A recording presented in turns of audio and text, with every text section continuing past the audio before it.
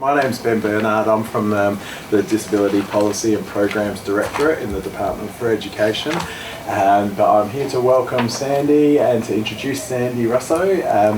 So I'll refer to my run sheet from this. Sandy Russo is the Director of Education at Spelled SA, a not-for-profit organisation that helps people with specific learning difficulties such as dyslexia and those that support them. Sandy specialises in problem solving the educational needs of students with specific learning difficulties, suggesting strategies, good teaching practice and assistive technologies that may help a student succeed independently in the classroom, university or the workplace. Sandy regularly talks at workshops for parents and teacher conferences and seminars, in addition to conducting training sessions in all sectors of the educational community. So we're very fortunate to have you here, Sandy. Thank you very much. Thank you. No further ado, I'll hand over to you. Okay, Thank you. lovely. Hi, everybody. Just so you know, we're being filmed today, so I'll try and be succinct. And as I'm going through, I'll try and make sure that I stay on time. I can talk for 10 hours a day, 3 days in a row, given the opportunity. So what I'm going to talk to you about today is just a small snapshot of what dyslexia is and how things that you can do to help students at home. But it's really, really important to know that it's not everything. I'll also explain a little bit about myself before I really get started. Then I'll talk about some things that you can go and get extra information from afterwards, and then we'll start the talk. So for me, the reason that I'm here is I've got a passion to help people with a specific learning difficulty. Generally because when I was at school, when I first started, I couldn't speak. Look at me now. My grandson is in grade 2 and my granddaughter is in Reception Foundation, and both of them have gone to school without being able to speak. And in my family, cousins, daughter, uncles, aunties have all got dyslexia and other specific learning difficulties like language disorder and things like that as well. And so I've got a lot of lived experience, but I'm also a teacher. When I went to school when I was 15, they said I couldn't go to school anymore because I wasn't clever enough and I needed to go work in a supermarket. And then when I was 34, I decided I was going to go to uni. And when I decided to do that, they said that they didn't want people like me as a teacher when they saw what I couldn't do. But anybody can do anything within reasons, and it's just sort of like knowing that there are opportunities, even if you're finding things a little bit hard. If you've got the motivation and the right type of support, you can do a lot more than what people expect. So I'm very passionate about making sure that people know that. I work at Spelled SA, which is a not-for-profit organisation. Has anyone ever seen the Spelled website before? Yeah, and use some of the resources on it. We've got lots and lots of free resources. We've got Phonic Readers, we've got worksheets, we've got phonemic awareness tasks. Under the Parent Resources tab, there's a little button that takes you to an Understanding Learning Difficulty Guide for Parents that you can download in a PDF format, or you can look online and it will read things out aloud to you. So there's always ways to go and get extra help. Have you seen our latest Phonic Readers? So we're very proud of these. We've only put all 10 sets up today. So there's 100 of these free on our website. So they've actually been made with consultation with the Aboriginal communities, Flinders Park and things like that. So we've had feedback from students, teachers, some of the elders and the schools. And so they're all free. You can buy them, but you can actually get a PDF version that can load into to tablets for free. There is a PowerPoint version. If you download the PowerPoint version and you open it in PowerPoint, it actually has sound buttons. So you can hear all the sounds, and any of the high frequency words, you can click on the high frequency words and you can hear what's being said. So these books here give you support, as with all of our resources. They give you an information page on what to do to help, how to set yourself up to help with the reading. They give a practice page for the students, and if you get the sound button ones, you can actually press on these and it will tell you the sound. and you can come here for the high frequency words and hear the high frequency words. The reason we've got the high frequency words there are because they're words where the children won't know the code yet, because the code is quite complex. There's 42 or 44 sounds in the English language, but there's 190 to 210 main ways of representing them. And so then you get the story. You can read 1 or 2 pages, talk about what happened, and then come back the next day, or you can read the whole book. At the end, there are also fluency charts, and there are questions that you can ask and stuff like that. So we've got lots of stuff built into it, and later on we'll be looking for funding to do some worksheets, some workbooks that go with that as well. So just to know that there's lots of places to get help, and so where I'm talking to you now for a little while, there are other things that you can do to help as well. So dyslexia, what is it? That's quite a long definition, isn't it? All right. So, but the things that are important is it's a specific learning difficulty. There's a reason why they're struggling to learn. It's neurological in origin, in the way that the brain functions differently when we're reading and spelling, and the processing, there's difficulties there.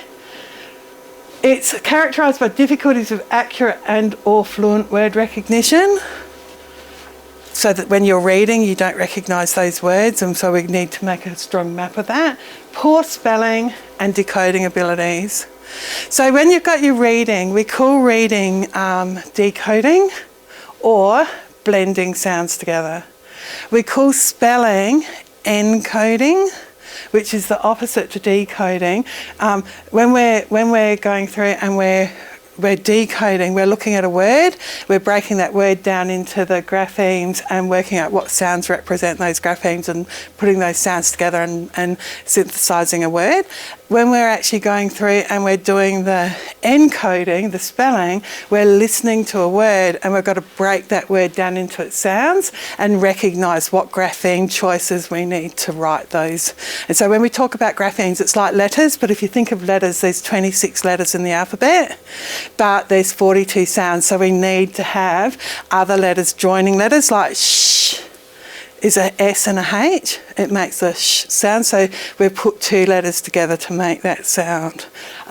So it's just worth knowing that as we're going through with dyslexia, it can affect education in all subject areas.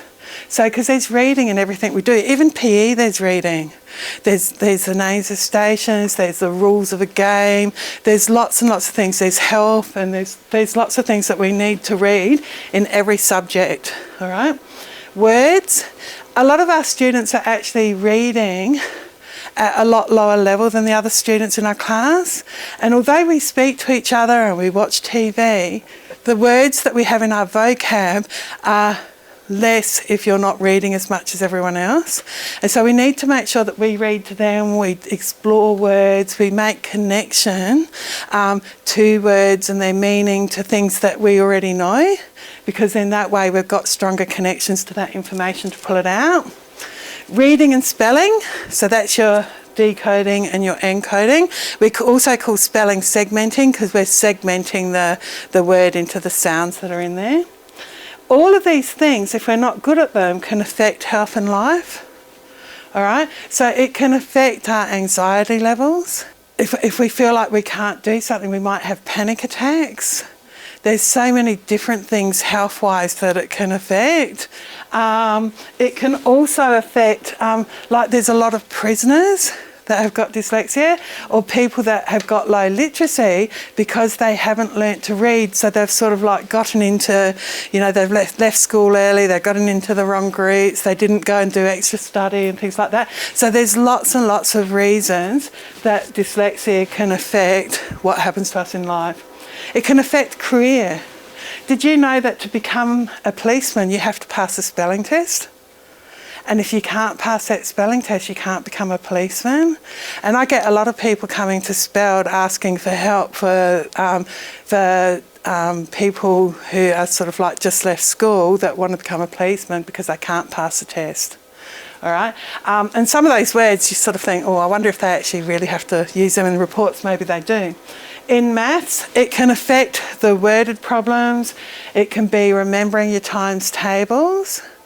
But if you've got a difficulty in mathematics and it's actually with the concepts of number, that could be dyscalculia. And so dyscalculia is a specific learning difficulty in mathematics, whereas your dyslexia is a specific learning difficulty in reading and spelling, and your dysgraphia is a specific learning difficulty in writing. All right, where you've got ideas and you can't get those ideas down onto paper. So in here, we know that dyslexia affects 3 to 10% of the population. Who here has got dyslexia themselves? Anybody? Yep. All right. So when you've got a learning difficulty and you're 3 to 10% of that population, how do we know that? So do you know of a database where we put everybody that's got dyslexia or that we think might have? The closest that we've got is that NCCD that was being talked about earlier, which is your national consistent collection of data. And what happens there is anyone that gets moderated workloads for more than 8 weeks, they're meant to put a report into the system saying what types of things they've been doing to help. But you don't have to have a diagnosis to get that. But there's no database that says exactly how many people. It's made from an educated things that look at studies and stuff like that, where they've actually done MRI scans and different types of studies to and assessments to work out with a population that's being researched whether they've got learning difficulties or not. I've been to a place where there's 52 kids that were enrolled and 10 of them had just been diagnosed with dyslexia. There were already a couple of kids there that had dyslexia, so that's already way more than 10%. So it's sort of like different everywhere you go. There's a biological basis in that the brain functions differently.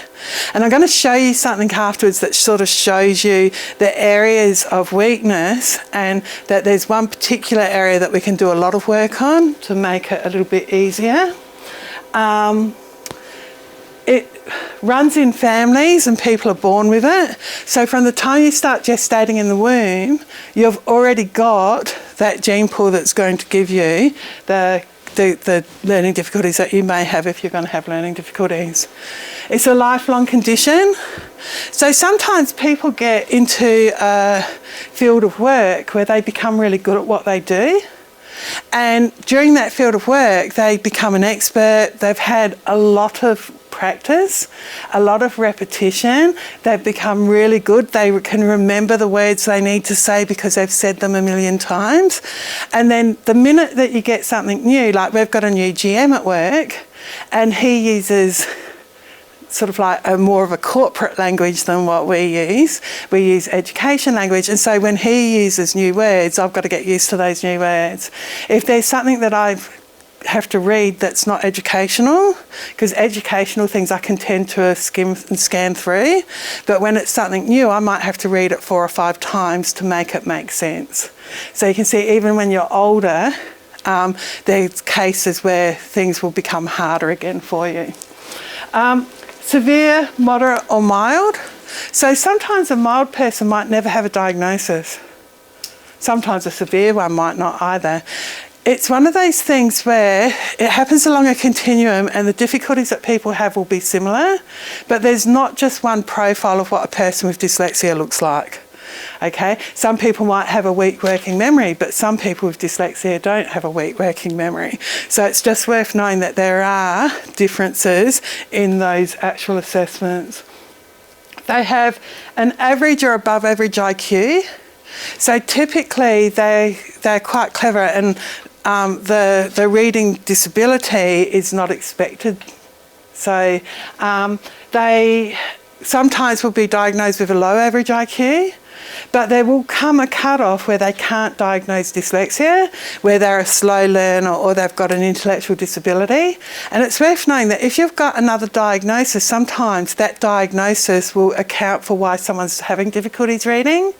And so we get a lot of people coming and saying, oh, my child's got an intellectual disability, we want to get diagnosed to see if they've got dyslexia. If they've been diagnosed with an intellectual disability, they won't get a diagnosis of dyslexia, because that will be another reason of why they could be having that difficulty. All right, so it's just worth knowing that, because some people just they want more and more diagnoses, but sometimes there's things that will actually rule out that. What we do now, if someone wants to get a diagnosis that's spelled, we actually get them to go through and we assess the thing that you send in, or the questions you answer, and then we'll ring you up if we think that there's some reasons why you might not be able to get a diagnosis yet, so you can go and do other things. It's just worth knowing that we need to know some certain things, like normal vision. Has anyone ever heard of how coloured glasses will fix up dyslexia? And coloured paper and things like that? Yeah, it won't, because dyslexia is not a visual difficulty. Where you see those videos where dyslexia and they see all these letters moving around, that's not what they see. And it's just really, really worth knowing that it's not a visual difficulty. And if there's a problem with the vision and you need glasses, you need to have 6 months of quality intervention after you've got the glasses on to make sure that it wasn't the letters being fuzzy or moving around that were causing the difficulties. You also need to get your hearing checked. So if you've got a hearing difficulty, you're not going to hear the sounds the same way, and we can't hear what you're hearing. And so if there's a hearing difficulty, it needs to be treated with the grommets or the hearing aid or whatever it is. And just to know that even with that, sometimes people aren't hearing what we hear, and I can only teach you what I know we hear when we're hearing sounds. Does that make sense? So, but we need to rule those out, that they're not the things that are causing the difficulty. And then if it finds that there is something wrong there, we need to treat those conditions, so then we can make sure that it's not just the teaching and the other condition that was causing the problem. So it can coexist with other disorders. 30% of people with dyslexia have got ADHD. They can also occur with anxiety and conduct disorders. And it doesn't mean that the anxiety and conduct disorders, because there's other things that can cause them as well. But sometimes, because you're not being successful when you're dyslexic, you start feeling really anxious every time they give you something to read. Or if they want you to read out aloud and you know that you can't read fast enough to read out aloud, and you know that you get stirred up by the other kids because you've got difficulties. Conduct disorders. Does your child refuse to do any work sometimes? Okay, and they become almost quite violent sometimes because they don't want to do the work, because we've set the work up so hard that they don't feel like they can achieve it. If a student feels like they can achieve something, there's more likelihood of them being motivated enough to try. But the minute we start making things too hard and we're giving things to them where there's gaps in their learning, they'll find that sometimes that will cause difficulties as well. So more boys than girls, that's not true, that's a myth. There's just as many boys and girls in the research that comes out. But what happens is, when you think about boys, they don't want their mates to see that they've got a difficulty. They actually sometimes will act the fool or be silly or become a clown or do things to distract you that they're having difficulties, because they don't want their mates to know, because then they get relentlessly teased and stuff. Whereas the girls, quite often they have a nurturing friend that sits there and helps them do stuff. So it's just worth knowing that sometimes we don't see that someone's struggling because somebody else is prompting, like helping them along the way. Letter reversals. A lot of people ring up Spelled and they say, oh, my child's reversing letters, so we want to know whether they've got dyslexia. So remembering that dyslexia is not a visual problem, and when we've got reversals, our eyes, the lenses in our eyes, turn everything we see upside down. And if you think we're borrowing a part of our brain that wasn't made for reading, that was made to sort out shapes in faces. And what happens is, if you think of the letters Bert and Dirt, and you think about them being tipped upside down when they go up to your brain, sometimes you need to know a lot of words with Berts and Dirts in there to actually start recognising what they are. Do you know what I mean? And so we need students to learn how to actually make those self-corrections.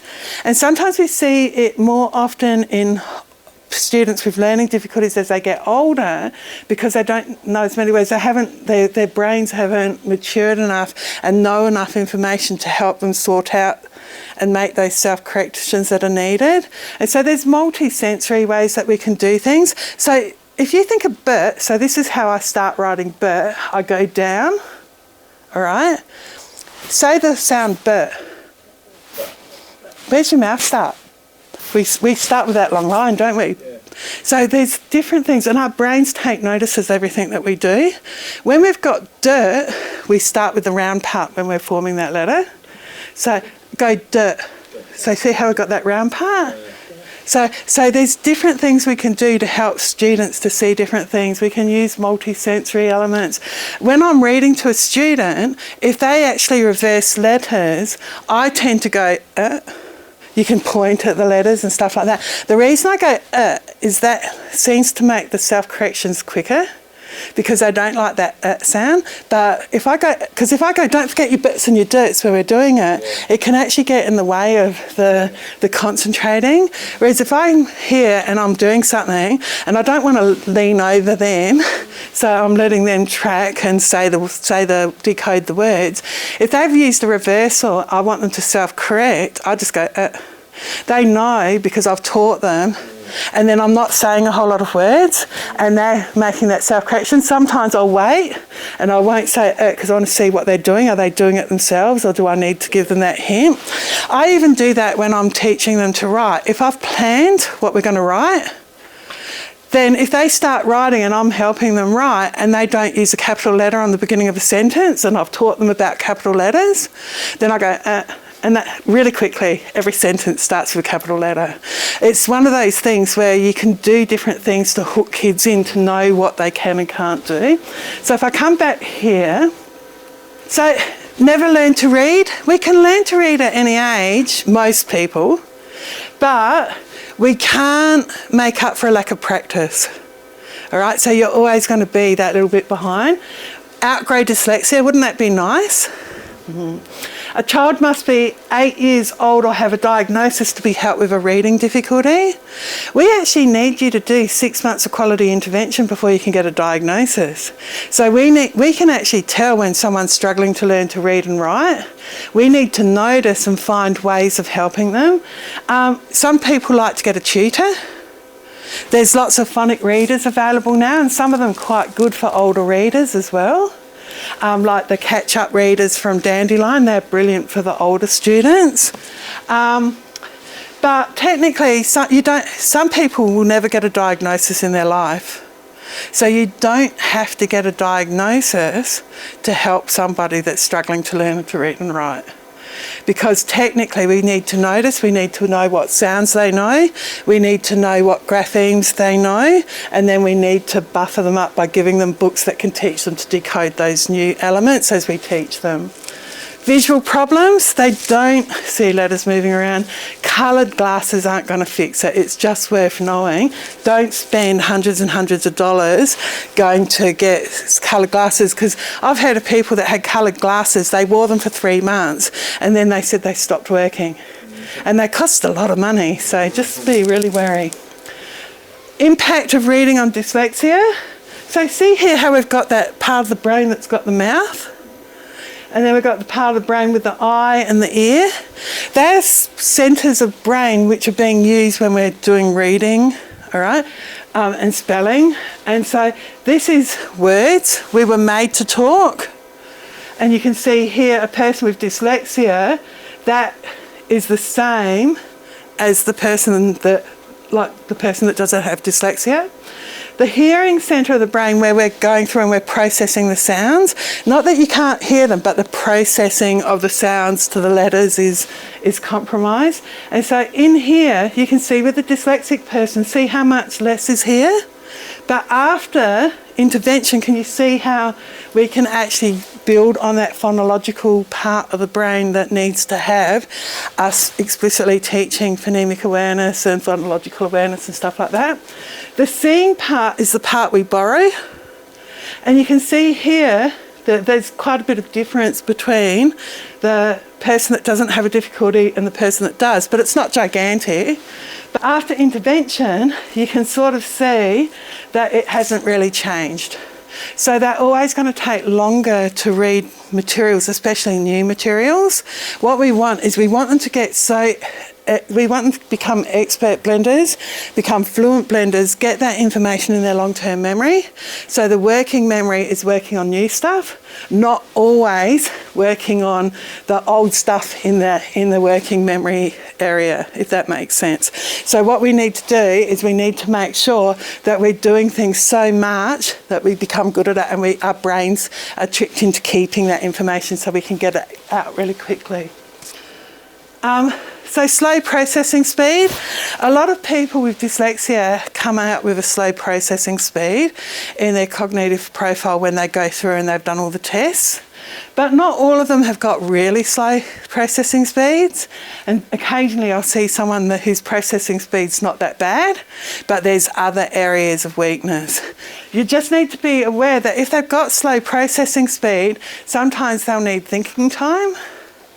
Sometimes they'll need to sort of like have more time to get more fluent, so they need a lot more practice and when they're pulling things together.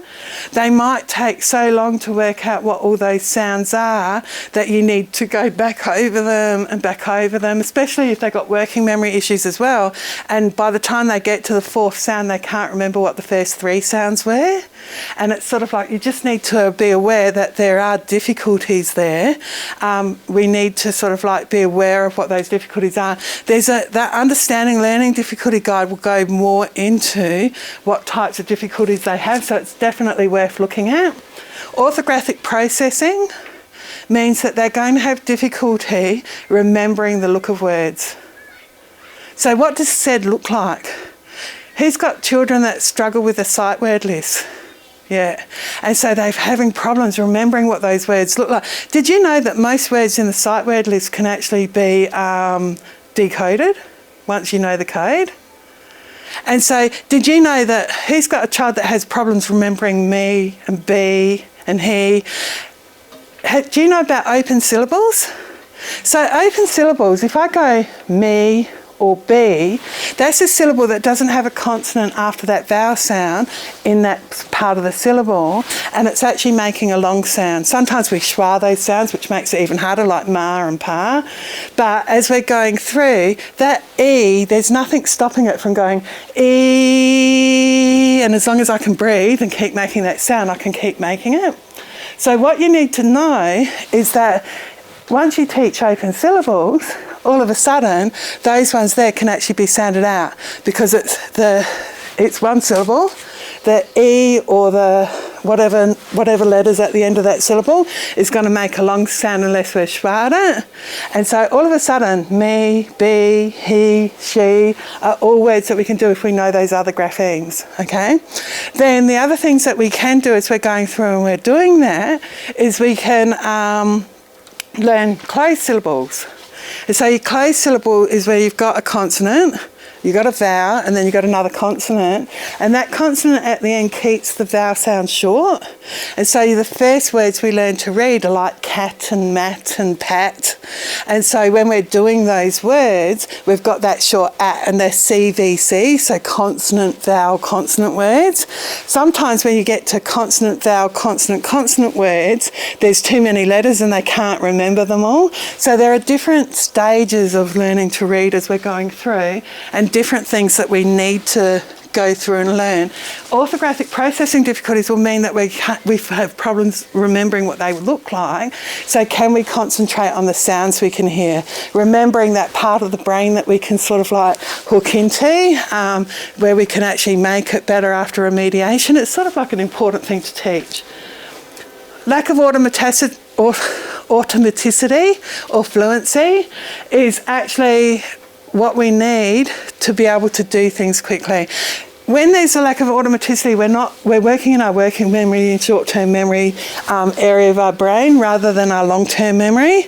When we're fluent, stuff is in our long-term memory and we can just pull it out really quickly. If you're reading, and say you're doing Sandy sat on the horse. By the time I've actually worked out horse, horse. I might have forgotten Sandy sat on. So get your kids to go back and reread from the beginning of a sentence. The earlier you teach people to do that as a good quality teaching strategy, the more they're likely to do it. If you've got a 10-year-old and you tell them to start rereading what they've read, they'll say no. But if you teach them that habit early, that's a good thing that you can do. So we'll come back here. If you can't read fluently, you're not going to comprehend. All right, so that's why it's important to go back to that beginning of the sentence, get that sentence read out in fluency, because when those words all string together, you're going to ignite other parts of your brain which have got meaning to words and context of meaning and stuff like that, because we move everything around in our brains. It's not just one place. We keep moving information around. People with dyslexia have lots of strengths. Some of the things that you need to know with those strengths is we need to know what they are, so we can give them opportunities to practice their strengths and show us their strengths. But we also need to understand what their weaknesses are, because just because you've got a weakness doesn't mean you have to have a weakness all your life. It's a matter of going through and working out what those weaknesses are, working out where those weaknesses begin, and then scaffolding those weaknesses so they become more of a strength. All right? They can be anything that they want to be within reason. If you want to be a doctor, you're going to have to be able to go through and read Latin words and Greek words and all of those words that have got that we use in medicine. And you might be in an emergency department. There might be one word with one letter difference. That's the difference between a cleaning good and something that brings you back to life. And I know that there is a word like that, because I had someone in 5th year medicine come and see me one day, and she was really, really stuck. She didn't want to be a doctor anymore because she made a mistake in a script. But it's just worth knowing we can be anything, but you need to have motivation. You need to know sometimes it's hard. For me to become a teacher, it was a hard journey. All right. When I went part-time the first year because I couldn't do it, and then I had students that wanted me to go full-time in my second year because they liked my ideas, and so they helped support me until I could do it on my own. But it's just to know that there's no quick fixes with dyslexia. It's not just going to click. There are snake oil salespeople that really believe in what they're selling, and they will try their hardest to make you spend $5,000 to fix dyslexia. There is no $5,000 program that's going to fix it. You're better off having a tutor and spending that money on that. You're better off having a consult and working out where to get started. You're better off finding ways of working out where your student's struggling from and what types of things you can put in place to help them, than going and buying something like a Davis program or something like that where there's no evidence to show, like peer-reviewed evidence that shows that those programs will work. There is a book called the Osbourne Learning Difficulty Guide on the Spelled website. If you go to resources and then you go to parent resources, the first button in there is the Understanding Learning Difficulty Guide. You can download that guide for free and you can read it. There's something about the types of programs that work and the programs that don't work in there.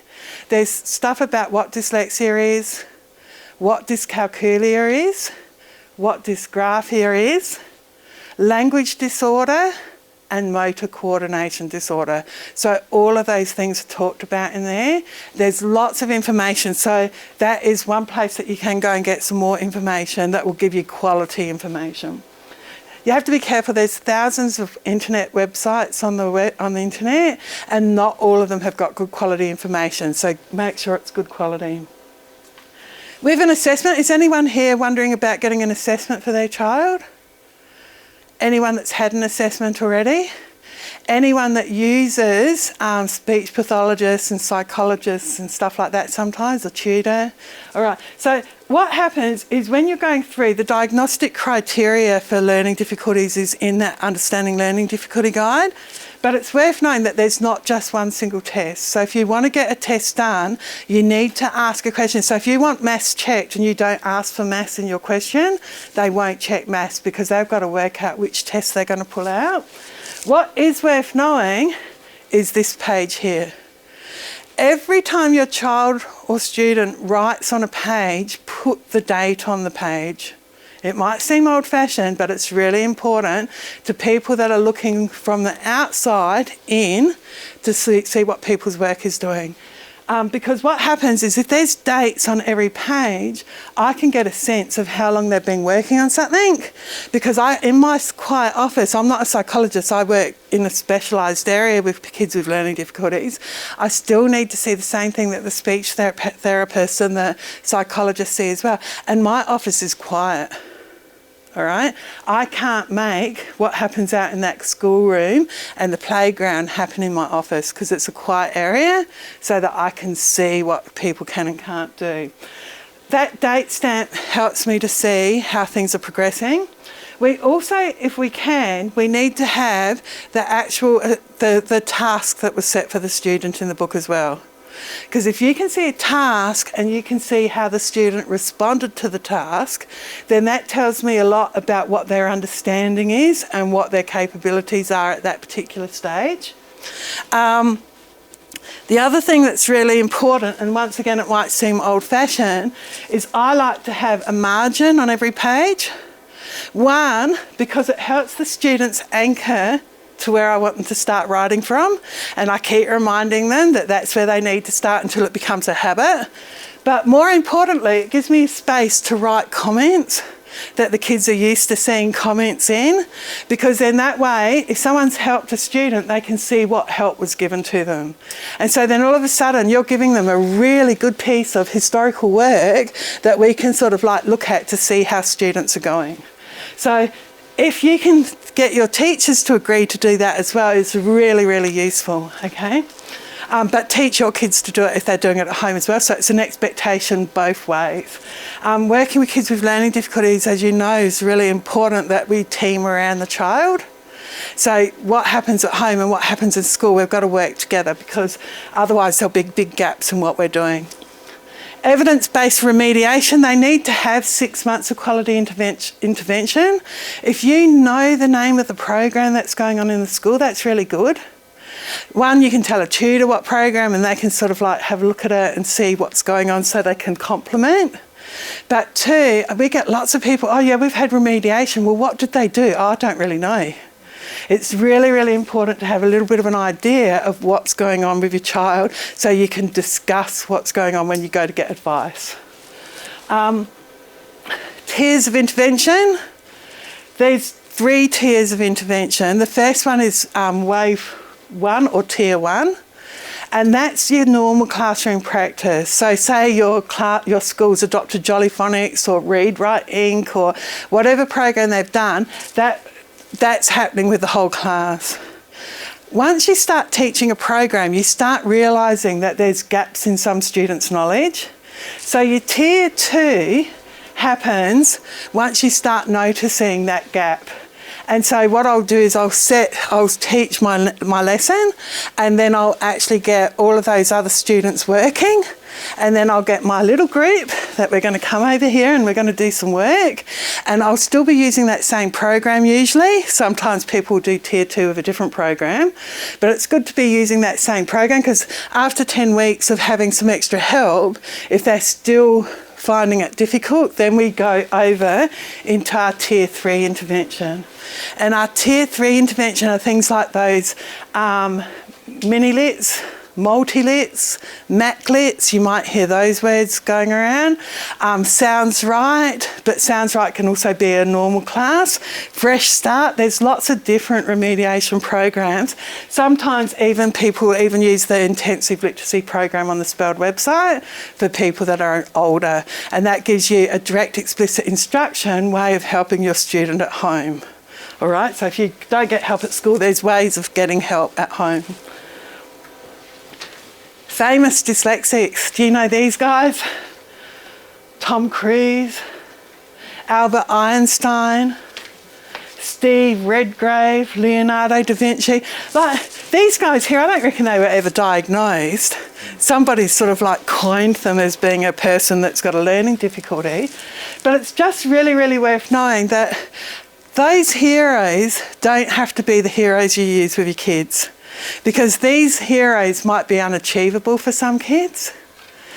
Your local heroes, your dad, your teacher, headmaster, your videographer, anybody that's got a learning difficulty that's being successful. And to be successful, you don't have to be a millionaire. You have to be happy in life. You have to choose what you want to do and you have to work towards those goals. And you've got to be happy in life. So it's really important. So in here, who struggles reading? Put your hands up. Only when I get new content now. But see this piece of work? I'm just going to show you some different things about it, right? First thing I'm going to do is I'm going to say that in a minute or two, I'm going to get you all to come up and read one of these lines. And so I'm checking out the audience and working out who's going to be first. I can see everyone really wants to get involved. So who wants to be first? I'll come. No. No. I'm not going to do that to you. But see here, this is all code that you know. It's really small. Sometimes teachers will make text bigger and all of a sudden that's meant to make it that you can read better. If I cut that much work off and only gave you that much to read, would it make it easier? It wouldn't. If I had a goal that everyone will know 5 things about something and I cut out that information, am I likely to know 5 things about something? So you just need to be aware of how people are sort of differentiating the work that your child's getting. What's the goals? I want every kid to know 5 things, but some people will actually write it in 6 sentences. I mean, six sentences to a paragraph, and there'll be 6. But some people will write 1 sentence in each paragraph, but they're still knowing my 6 things or my 5 things. So I might cut down that amount of work. Whoops, don't want to see that one yet. See how I can keep cutting it down, but I'm still not taking into account where I'm cutting it down. Can you read it yet? Who can read it yet? Some people, who's still finding it hard? Who's cheating on there? All right, I'm going to show you, all right, because this is all words that you know. This is all code that you know. We've broken it over 3 lines. Can anyone start reading it easier yet? Yeah, so come on, said, bets, we have. Okay, so sometimes you need to know context of words if you're reversing letters to know where you're going. So come on, Betsy, we have to, what would go? That would be your natural word. What's this one? Think of reversals again. Quickly, pick up. Yep, pick up. This. Corn. We. Remember reversals? Don't.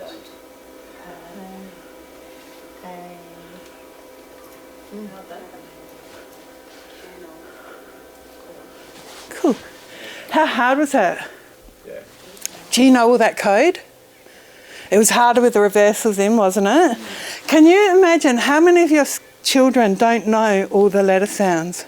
I get students in my office all the time that only know 32 letter sounds, but there's 42 or 44, depending on if I've taught the schwa sound and stuff like that. And so it's just really, really worth knowing that if they don't know all that code, how much harder is that reading than what it was for you when you know all that code? We broke the rules for you. Imagine every lesson there's reading to do. All right? And not every lesson's about teaching reading. Sometimes we're reading to respond. So we just need to be aware that sometimes they need extra help with their reading. They might need assistive technologies. There's lots of things we can do to help, but at some stage we've got to know what they don't know, and we need to remediate what they don't know. Because if we don't know what they don't know, how are we going to teach them? And so you can get people to help you.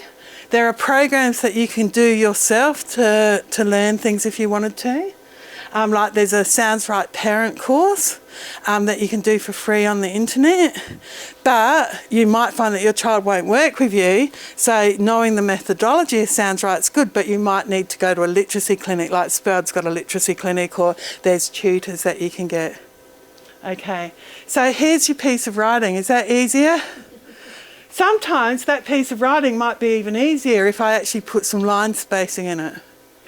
All right, so there's different things that I can do to make that visually more easier to see, but I need to just be really aware that if I'm cutting something down by cutting it into there, and then cutting it to there, does it see how it's sort of like as I'm going through? You just need to be aware if I cut out information, I still need to make sure I'm giving enough information so students can learn everything.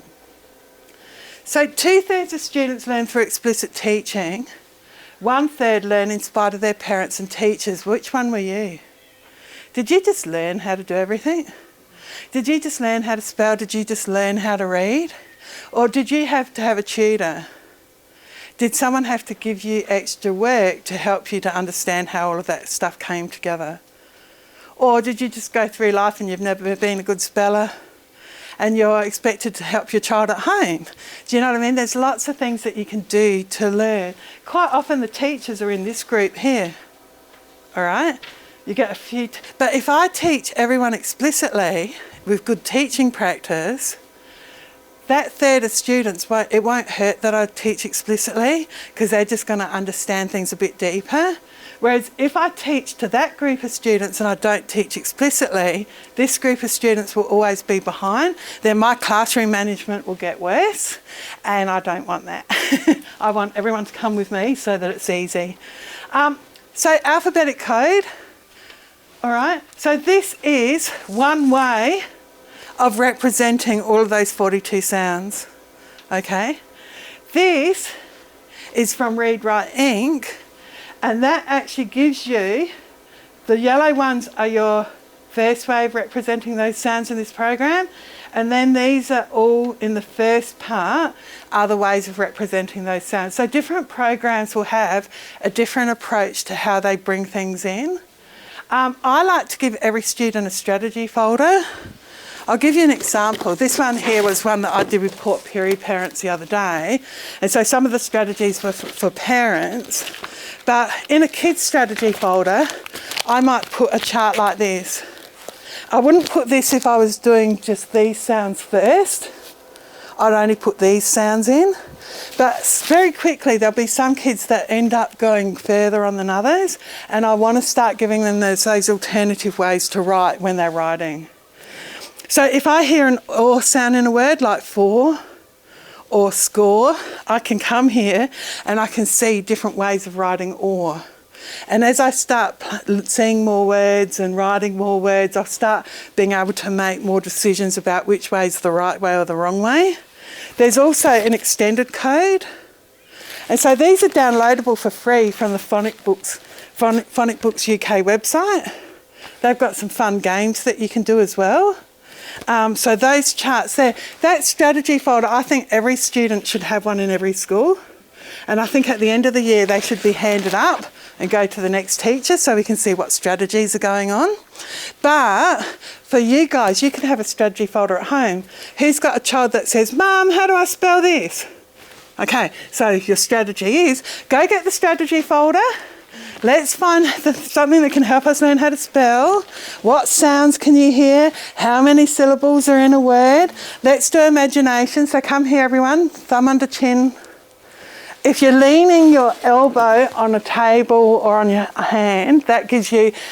Who's got a kid that can talk like this and they don't open up their mouths anymore? Okay? There's lots of them. Your jaw's not going to move much, but this makes it so it's harder. So, you can write it, can't you? If you say or imagination, you need to use a spelling voice, so it needs to be ma. Can you write ma? What letters do I need? Okay, so G. How would I write G? Some people might write J, it. Some might write it because they know that rule. There's rules to how different sounds change other letter sounds. And with your g turning into a j, if it's followed by an it or y, it turns into a jet sound. Your k turns into a cert when it's followed by an it or y. So I've got ways of being able to find different ways to hook kids in. But it's just worth knowing that there's ways of making them more independent. What can you hear? Put your hand on your ear. Say imagination. Imagination. Okay? You heard it louder. We're pushing that sound back onto our eardrums. Put your hand on here. Imagination.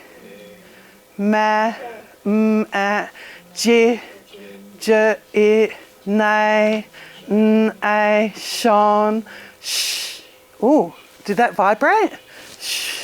When we make that sound, we don't vibrate, so you're not going to hear that well in here. So just be aware there's some sounds that we're not using our voice box that will be harder for children to learn how to hear.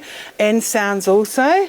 There's lots of stuff you can learn, and you don't have to learn it all at once. Hook into lots of little websites, lots of workshops and stuff like that. On the Spelled website, right down the bottom of the resources, there's a tab that says webinars. You can actually see this webinar with me actually reading to a script that's got everything that you need, and then there'll also be this out there because I don't talk in a normal way. I showed you those decodable readers before. Just be aware that levelled readers will have text in them. Everyone loves to have a level. What level are you on? Level 20, level 13. But what does that mean? All right? If there's words in there that your kids have to memorise by look, some kids, once they get to the grade 3, they can't memorise any more words. Their visual memory's full. So you just need to be aware that levelled readers rely on memory to remember what words look like, whereas your decodable readers will be targeting different graphemes and sounds that we've learnt so that you can actually decode those words or synthesise those words into a word. So in here, a good decodable reader will have some instructions like I showed you in those books here. They'll have different games that you can use. In here, if I've learnt these 3 sets of sounds, in here the unfamiliar sounds are all written here. And that's what happens in a predictive type textbook that's levelled. There's code in there that the students don't know, and there's no way of you knowing what code that is unless you look at the book and work out which sounds they know and which ones they don't. Whereas your decodable reader, somewhere in there will tell you what sounds are in the book. All right? So, blending sounds. So when you blend the first sound louder, it makes it easier. On the website, there's some stuff about phonemic awareness and stuff like that. Do that workshop, it's really good. So sun, everyone's fingers up. We'll use our phoneme fingers. What's the first sound you hear? Okay, so see how you knew what to do? Okay, so I don't say things. I try and teach them cues when I want them to do stuff. When I read, if they reverse a letter, I do go, All right, they don't like that. They really start correcting and stuff like that. In here, you don't need words to be able to hear the sounds and decode. What's this word? Put your phoneme fingers up. What sounds can we hear in pig? Pig. Change the per to s. What do we got? S. Okay, so see how I can do lots of different things by moving things around without even having a word. When I come home, my grandson who's in grade 2, who's only really just starting to speak, they said, oh, what's going on? Because at first he couldn't attend to anything we said. Over the school holidays, the Christmas ones, he was able to start concentrating a bit. So when I come home every day, I give him things to do, but in those things to do, I always pick 1 or 2 words that I actually sound out. And like, for instance, I used an example. We've got a brand new puppy. And so the puppy's water bowl's in the laundry. So I go, okay, Emery, let's go to the le-or-n-d-r-e. Okay, and we're going to get the dog's bowl and fill it up with some fresh water. But do you know what I mean? I can tell him, okay, it's t-e-t-i-m. Okay, I can go, okay, can you sit at the table quietly, please? And so he's getting used to hearing the sounds in words, and then that's actually making a big effect at school as well. They've already commented on that. If you get spelling lists, see how we've got like the line under sh for shop? And then the O and the P, we've got dots underneath there. I quite often, when someone comes home with a spelling list, I'll get them to put those lines and dots under there because that tells me what they know about the sounds in a word. and then I can start seeing where I need to help fix things up. We need to orthographically map words, and part of that first is hearing the word, knowing what it means, going through and breaking it down into the different parts and stuff like that. So tricky words or high frequency words, highlight the parts that are unusual in them, find different ways of hooking in to those words to help the kids. You can play memory games, Go Fish, Bingo. You can go and get a paintbrush and paint them on the wall with water or on the cement with water. You can go through and you can actually play games like you can actually put them on a wall and get a fly spot and tell them to keep spotting different ones. There's lots of different things you can do to hook them in. If there's a tricky word, what's the tricky part in this word here? The et, because we say said, don't we? We write s, we write dirt, but when we say said, we actually write a. And if I say this like this 100 years ago, I lived in Cockney, London, and that's how I said it. But did you listen to what I said? Nah, you never listened to what I said, did you? And then you can sort of like make a story in there. How did you remember how to spell Wednesday? Okay, so you do it with Wednesday. You can do it with the tricky ones. You can. Some people, how do you remember how to spell because? Big elephants. Some people can do mnemonics, like you can have a word for each letter that belongs in the word, but that's a lot to remember. So everybody's a bit different. You've got to work out what way works for you. Sometimes for me, that narrative chaining helps them to remember because there's a story. Play the games in the books. They're there for a reason. It's there to make it fun at the end of a hard session. Don't do the whole book all at once. You read one page, they read one page. There's lots of different things that you can do to make it easier with the reading. Practice your words. Turn the words into games. Highlight the sounds in the words. Get them to blend those sounds together. Try and make it so that it's really easy, that it's fun, that it's quick. 2 minutes reading, 2 minutes spelling, 2 minutes writing, 2 minutes of a fun game. Make it really quick. And during school holidays, remember, if you can build in during school holidays, that's 6 minutes a day, 2 minutes reading, 2 minutes writing, 2 minutes of a fun activity that builds into that, that will keep the information current in their head because our brains shed information all the time. So it's really, really important to keep that information current and happening. Keep reading to your child. Read something a little bit harder than what they can read on their own. Don't read a whole chapter, read a couple of pages and talk about it and make connections to that information, to things they already know. Recount what happened yesterday, what do you think is going to happen today? Let's listen, let's work out what did that word mean and things like that. Make it so that we're looking a bit deeper, ask questions that encourage students to think deeper. All right? Do you use too many rules and explanations to people? I'm going to show you this quickly. This is called a rainbow recorder. Whoops. In here, I can record what I want my child to do when they come home. Wouldn't that be cool? How many times do you have to say the same thing over and over? This can actually connect onto a fridge. So when they come home, they can listen to this and hear what their chores are. In a classroom, I use this in a different way. We have stations where kids, while I'm working with that Tier 2 group, those kids there, as they're going through, they know what the activities are.